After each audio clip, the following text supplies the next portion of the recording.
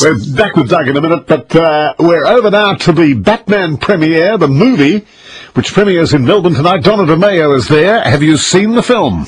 Yes, I have seen the film. Several hundred people poured into the IMAX here at Carlton this evening to see the Australian premiere of The Dark Knight Rises, and all Batman lovers, all the fans of the film have been hanging out for years for this third instalment.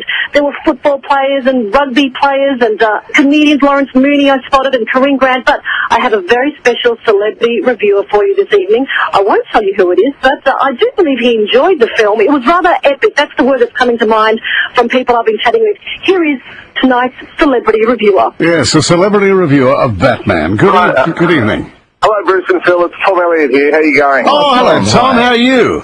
Well, I'm very good. I'm all the better for having seen that film. I tell you, it is an epic. It's a long movie. It's about 2 3/4 hours. It's got more twists and turns in the plot than you ever would have thought of, but it is well worth sitting through. I can confidently say that. Is it a dark film? Oh, yes, it's very dark. I mean, it's incredibly violent, certainly not one for the kiddies. It has, an ending that looks pretty sad, but in some ways offers an element of redemption. For those of you who like violence, there's a lot of fight scenes in it, and Batman doesn't always win them, so something for everyone, you might say. Yeah. I think it's the last one in the series, isn't it?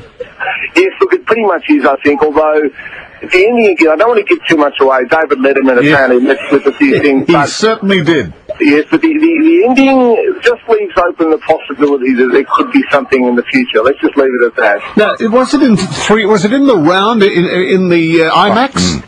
No, look, it was on the big IMAX screen, and I must say it's well worth seeing it on that big screen, but it's not 3D, so it's just a large conventional screen. That'd be too much for one big film like that. Tom, it's Doug Aiton here. I was just wondering if you noticed that you just said it's not in 3D. Apparently the director really dislikes 3D and declined to film it in 3D. He just wanted the big screen.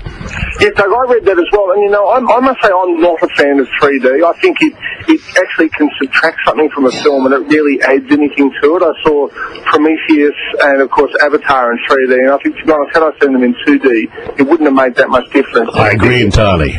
This is a big epic film, and it doesn't suffer at all by being two-dimensional. And is the city itself as much a star as anyone else? Because the Batman films have always featured the metropolis.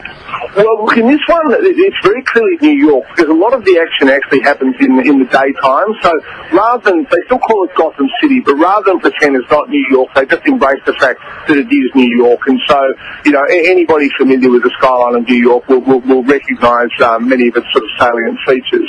So you give it a thumbs up? You loved it? Absolutely, thumbs up, but I said just bear in mind it is a long film, so get yourself comfortable and you will enjoy it. And it's not a children's show by any means. Most definitely not a children's program. Right, Tom, thanks so much for that.